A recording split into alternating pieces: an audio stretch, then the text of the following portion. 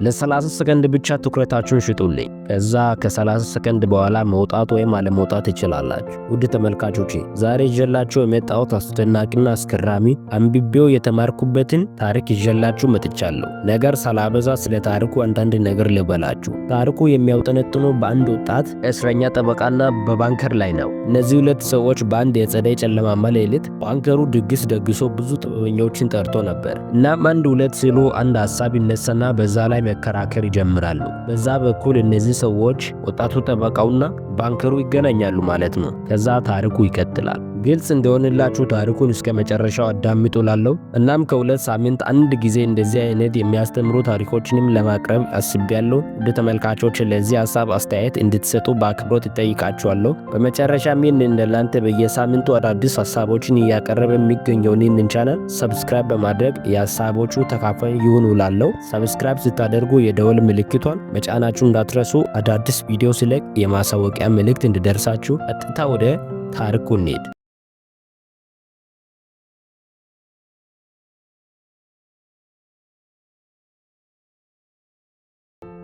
በአንድ የጸደይ ጨለማማ ሌሊት ገንዘብ አዘዋዋሪ ወይም ባንከር ከእንቅልፉ ላብ እንዳጠመቀው ተነሳ።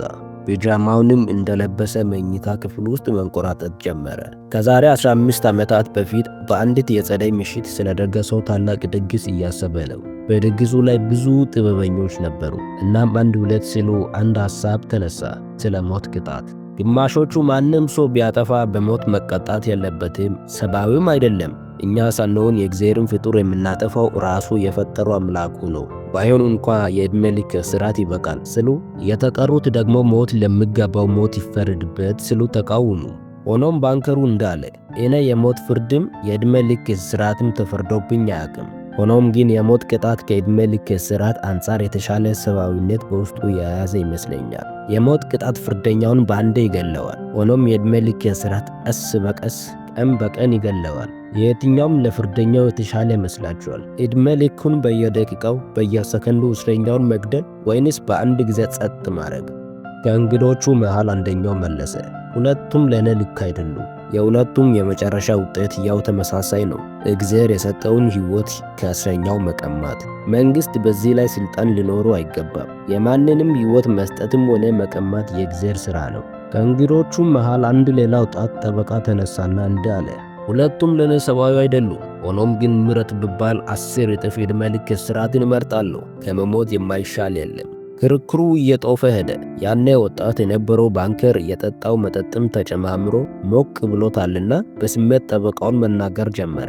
አይ እንግዲህ ስለማታውቀው ነገር አታውራ። ከፈለግ ከ5 ዓመት ለብቻ በእስር ቆይና 2 ሚሊዮን ብር ልስጥ፣ 1 ሳምንትም አትቆይም። ወጣቱ ጠበቃ መለሰ፣ የምርህን ነው? ይህንን ውርርድ ተቀብያለሁ። እንዲያውም 5 ዓመት ሳይሆን 15 ዓመታትን በእስር ለብቻ ይቆያለሁ። 15? እሺ። ባንከኛው በስሜት ጮኸ። ክቡራትና ክቡራን፣ ይህ ሰው 15 ዓመታትን ታስሮ ይወጣ ዘንድ 2 ሚሊዮን ብር አስይዣለሁ። ተስማምቻለሁ። አንተ ገንዘብን ታስይዛለህ፣ እኔም ነፃነትን አስይዣለሁ መለሰ ወጣቱ ጠበቃ። ይህ የቀልድ የሚመስል ውርርድ በግብዣው እንግዶች የማኝነት ወደ ተግባር ተለወጠ። ባንከኛው ለእሱ 2 ሚሊዮን ብር ምንም ማለት አልነበረምና በጠበቃው ሞኝነት መሳለቅ ጀመረ። አንተ ወጣት ብታስብበት ይሻልሃል። ለእኔ 2 ሚሊዮን ልክ እንደ ቁራሽ ኬክ ነው። አንተ ግን ውድ የሆኑትን 3 ወይም 4 ዓመታትን ነው የምታጣው። ከዚያም በላይ የመቆየት አቅሙ ያለ አይመስለኝምና ቢበዛ 3 ዓመታትን ትታሰራለህ። ምን ያህልስ ሕይወት ብትከፋብህ ነው በራሴ ላይ ይህን የወሰንከው? እኔ ስላንተ አዘንኩ። ባንከኛው አሁን ላይ በመኝታ ክፍሉ ውስጥ በፒጃማ እየተንቆራጠጠ ነው። ስለምን ያህንን ውርርድ ተወራረድ? የሰውየውን 15 ዓመታት ማሳጣትም ሆነ የእኔን 2 ሚሊዮን ብር አውጥቶ መጣል ለምን አስፈለገ? ይህስ የሞት ፍርድ ከዕድሜ ልክ እስራት መሻሉን ያሳያል? አያሳይም። አያሳይም። የሞኝ ቀልድ እንጂ ትርጉም አልባ የጅል ቀልድ ነው። እኔ ሰካራም ዝንጀሮ ነበርኩ፣ እሱም ስግብግብ። ወዲያውም ይህ ምሽት ከነጋ በኋላ እስረኛው በእስር ከቆየበት የ15 ዓመታት ጎሬው እንደሚፈታ አስታወሰ። እስረኛው በባንከሩ ቤት ጀርባ ባለ አጸድ ውስጥ ተቆፍሮ በተሰራ እስር ቤት ውስጥ ኖረዋል። በዚያም ማንንም ሰው ሳያገኝ ምግብና አስፈላጊ የሆኑ ነገሮች እየቀረቡለት ማንንም ሳያገኝ የማንንም ሰው ድምፅ ሳይሰማ ጋዜጦችም ሆኑ ደብዳቤዎች ሳይቀርቡለት ኖረ። ሙዚቃ መሳሪያ መጫወት፣ ወይን መጠጣት፣ ሲጋራ ማጨስ ይፈቀድለት ነበር። የሚፈልጋቸው መጽሐፍትም ይቀርቡለት ነበር። ሁሉንም ነገር በአንዲት ትንሽ መስኮት በኩል ይቀበላል። በብጣቂ ወረቀትም የሚፈልገውን ጽፎ በዚያችው መስኮት ያስቀምጣል። ስምምነቱ እንዲህ ይላል። ውርርዱ ከህዳር 5 1870 ጀምሮ እስከ ህዳር 6 1885 ጠዋት 12 ሰዓት ድረስ ተፈጻሚነት ይኖረዋል። ከዚህ ስምምነት ውጭ አንድ ደቂቃ እንኳን አስቀድሞ እስረኛው ካመለጠ ባንከሩ 2 ሚሊዮን ብሩን ሊከፍል አይገደድም። በመጀመሪያው የእስራቱ ዓመት እስረኛው ጠበቃ በእጅጉ በብቸኝነት ተሰቃየ። በጥልቅ ድባቴ ውስጥ ከመግባቱ የተነሳ ወይንም ሆነ ሲጋራ ደስታን አይሰጡትም ነበር። በራሱ በእስረኛ ትዕዛዝ መሰረት የተከፈተውና ከርቀት ያለማቋረጥ የሚሰማው የሙዚቃ ድምፅም ከደስታ ይልቅ ራስ ምታት ይፈጥርበት ነበር። በማስታወሻ ደብተሩ ላይም እንዲህ የሚል አስፍሯል። ለእስረኛ ምኞቶቹ ጠላቶቹ ናቸው። ከሁሉም የከፋው በወይን ጠጅ ሰክሮ ማንንም አለማየትም ህመም ነው። ሲጋራም ቢሆን የታሰረበትን ጠባብ ክፍል በጢስ ከመሙላት በቀር ደስታን አልሰጠው። በመጀመሪያው ዓመት ላይ ያነበባቸው መጽሐፍ ቀለል ያሉና አጫጭር ነበሩ። በአብዛኛውም የፍቅር ልቦለዶች ሲሆኑ እነርሱንም በማንበብ ሴት የማግኘት ጥሙን ያረካ ነበር። በሁለተኛው ዓመት ሙዚቃ እንዳያሰሙ ታዘዘ። በጸጥታም ውስጥ ኖረ። በአምስተኛው ዓመት ግን እስረኛው ሙዚቃውን ዳግም እንዲከፍቱትና ወይን እንዲያቀርቡለት ጠየቀ። በዛች መስኮት የተመለከቱት ሁሉ እንዲህ አሉ። ለዓመታት ከመብላት ወይን ከመጠጣትና ከመተኛት ውጭ ምንም አድርጎ አያውቅም ነበር። ደግሞም ከራሱ ጋር ያወራል፣ በቁጣም ይጮኻል። መጽሐፍትንም አያነብም ነበር። አንዳንድ ቀን ለዕለት ላይ ተነስቶ ለረጅም ሰዓት ይጽፍ ነበር። ጠዋትም በሆነ ጊዜ የጻፈውን ቀዶ ይጥለዋል። ዳግምም ሲጮህና ሲያለቅስ ይሰማል። በስድስተኛው የእስር ዓመት እስረኛው ቋንቋዎችን፣ ፍልስፍናን እና ታሪክን ማንበብ ጀመረ።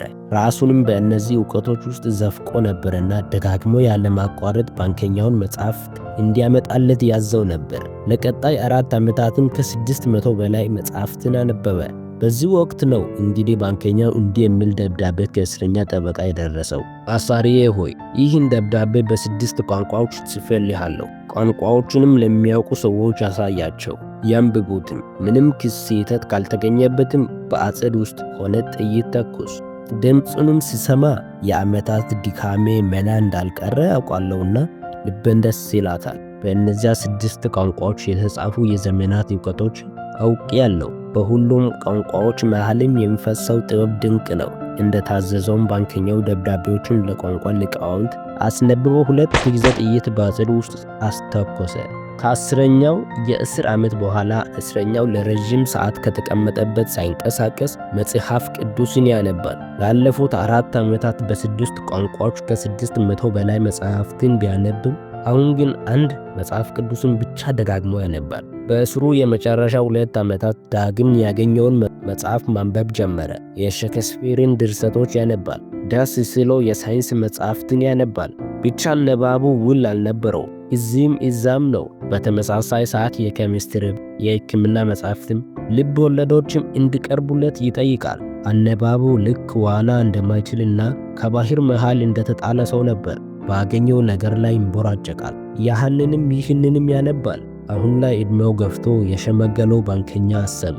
ነገ ጠዋት 12 ሰዓት ላይ እስረኛው ነፃነቱን ያገኛል። ሆኖም በቃለ መሰረት 2 ሚሊዮን ብር ሊከፍለው ግድ ይለኛል። ከከፈልኩት የእኔ መጨረሻ ይሆናል። ሕይወቴንም በድህነት እየማቀኩ መኖሬ ነው።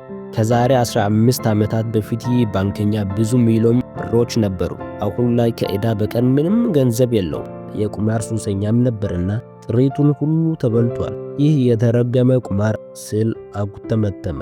ይህ ሰው ስለምን አልሞተም? አሁንም ዕድሜው ገና 40 ነው። ያለችኝ ገንዘብም ሊቀማኝ ነው። ያገባል፣ ይወልዳል፣ ሕይወትንም ይኖራታል። እንዲሁ እንደ ለማኝ በቅናት አየዋለሁ። ባገኘኝ ቁጥርም ዕድሜ ላንተ ሀብታም ሆንኩኝ ስለኝም ይታየኛል። ከኪሳራ የሚያድነኝ ከውርደትም የምታደገኝ የዚህ ሰው ሞት ብቻ ነው። 9 ሰዓት ሆኗል። ባንከኛው ከቤቱ ወጥቶ አካባቢውን አዳመጠ። ሁሉም ሰው ተኝቷል። ከሚንኮሻኮሹ ዛፎች ውጭ የሚሰማ የለም። ድምፅ ላለማሰማት በጥንቃቄ እየተራመደ ወደ ቤቱ ተመለሰ። ከካዝናም ውስጥ ሽጉጥ አነሳ። ኮትም እንደደረበ ወጣ። ድቅድቅ ጨለማው ያስፈራል። በዚያ ላይ በእጅጉ ይቀዘቅዛል። ዝናብም ያካፋል። ወደ አጸዱ በቀስታ ተጓዘ። በዚያም እስረኛውን ሊጠብቅ የተቀጠረውን ጠባቂ ተጣራ። ሆኖም ድምፅ የለም። ጠባቂው የካፊያው ዝናብ ሙዚቃ ሆኖት አንቀላፍቷል። ያደረግኩትን አድርጌ ብመለስ ባንከኛው አሰበ። ጥርጣሬው ሁሉ የሚሆነው በጠባቂው ላይ ነው። መሬት ውስጥ ተቆፍራ ወደ ተሰራችው እስር ቤትም ዘለቀ። ፋኖስም እንደያዘ ባረጀ ጋን ወደ ተከረቸመ ፍርግርግ ተጠጋ። ባንከኛው ከውስጥ ያለው እስረኛ የእርሱን እግር ኮቴ ሲሰማ በደስታ እየጮኸ የሚቀበለው መስሎት ነበር። ሆኖም አልሆነም። እስር ቤቷ በጸጥታ ተሞልታለች። ባንከኛው ደፈር ብሎ የፍርግርጉን ጋን በቁልፍ ከፈተው። ወደ ውስጥም ገባ። በዚያም እስረኛውን አልጋ ላይ ተጋድሞ አገኘው። ምስኪን ፍጡር ስላሰበ ይህን እኮ ነገ ስለሚያገኘው ስለሚሊዮን ብሮች እያሰበ ነው። ሟች መሆኑን ቢያውቅ ኖሮ በሽጉጥ ከምገለው ይልቅ ባለበት በትራስ አፍኛው ቢገለው ድምፅ አይሰማም። እስረኛው ተኝቶበት ከነበረው አልጋ አጠገብ ባለ ጠረጴዛ ላይ አንድ ወረቀት ተመለከተ። ባንከሩም ወረቀቷን አንስቶ ማንበብ ጀመረ። እንዲህ ይላል፣ ጠዋት 12 ሰዓት ላይ ነፃነትን አገኛለሁ። ከሌሎች ሰዎችም ጋር እቀላቀላለሁ። የፀሐይም ብርሃን የፊትን ገጽ ይዳብሰዋል። እናም ላንተ ጥቂት ቃላትን ልጽፍ ወደድኩ። ላለፉት 15 ዓመታት የምድርን እውቀት ሁሉ ቃረም። ሰውንም ሆነ ዓለምን አይቼ አላውቅም። ሆኖም በመጽሐፍት ውስጥ በጣፋጭ ወይን ሰከርኩ። በመጽሐፍት ውስጥ ዘፈንኩ፣ አንበሳ ደንኩ፣ ከሴት ጋር አደርኩ። በውብ ቃላት ከተጻፉ የባለቅኔ ደራሲዎች ቃላት ለጆሮዬ ጡም ልሳንን ያሰሙኝ ነበር። ታላቁ የኤልቡራስ ተራራን ወጣሁ። በዚያም ሆኜ ዓለምን ሁሉ ቃኘሁ። ደመና ባጠገቤ ነበር። ነጎድጓድ መብረቅንም ተመለከትኩ። ተራራዎችን፣ ጫካዎችን፣ ሜዳዎችን፣ ወንዞችን፣ ከተሞችን ተመለከትኩ። የበጎች ድምፅ፣ የወፎችንም ድምፅ ሰማሁ። ሰይጣን ከሰማይ ሲጣልም ተመልክቻለሁ። አንተ በሰጠኝ መጽሐፍ የጥበብን ጥግ ሁሉ ተመለከትኩ። ከማወቅም ብዛት አንድ እውነት ተገለጠልኝ። የዓለም ሁሉ ነገር ከንቱ ነው። በእውቀትህ፣ በገንዘብህ፣ በስልጣንህ የምትኮራ ትሆናለህ። ሆኖም ሞት ጠርጎ ይወስድሃል። አንተ የሄድክበት መንገድ የስህተት መንገድ ነው። እውነተኛውን ውበት በውሸታማዋ ዓለም ቀይረኸዋል። የብርቱካን ዛፍ ከብርቱካን ፍሬ ይልቅ እንቁራሪትና እንሽላሊትን ማፍራት ቢጀምር ይደንቅሃል። ጽጌረዳ አበባ ሽታዋ እንደ አላበው ፈረስ ቢሆን ይደንቅሃል። እናም እኔም ገነቴን በምድር ስትለውጣት ይደንቀኛል። ይህን ለምን አደረግክ ብዬ ልረዳህም አልፈልግም። የዓለምን ነገር ሁሉ መናቄን እንዲያሳይ ከዓመታት በፊት እንደ ገነት አስቦ የነበረውን ያንተን 2 ሚሊዮን ብር ሳልቀበል ጠዋት 12 ሰዓት ከመሆኑ 5 ደቂቃዎች አስቀድሜ ከዚህ እስር ቤት አመልጣለሁ። ባንከሩ ይህን ካነበበ በኋላ የእስረኛውን ግንባር ሳመ። እያለቀስና ጭንቅላቱን እየነቀነቀ ከጉድጓዱ አወጣ። ወደ ቤቱም ገብቶ የሆነውን እያሰላሰለ ለአንድ ሰዓት ያህል ተቀመጠ። በነጋታውም እስረኛውን እንዲጠብቅ የተቀጠረው ዘበኛ አንድ ዜና ይዞ መጣ። እስረኛው አምልጧል።